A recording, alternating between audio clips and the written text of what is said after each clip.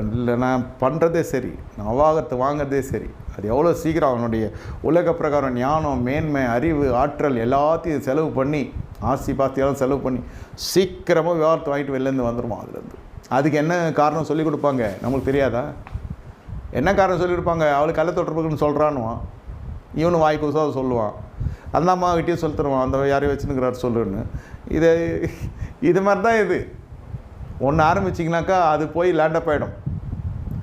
வெளிச்சத்தை இருளாக்கி, இருளை வெளிச்சமாக்கி, ஐயோ உங்களுக்கு ஐயோ ஐயோ ஐயோ. எப்போ தான் இது சரியாக வருது? சபையிலே சரியாகணும். இது court, legal counselling, legal aid அதெல்லாம் இருக்கும், போலீஸ் ஸ்டேஷனு, கோர்ட்டு எல்லாம் இருக்கும்.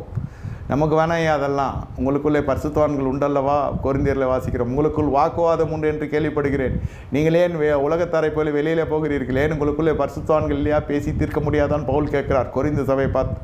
பணக்கார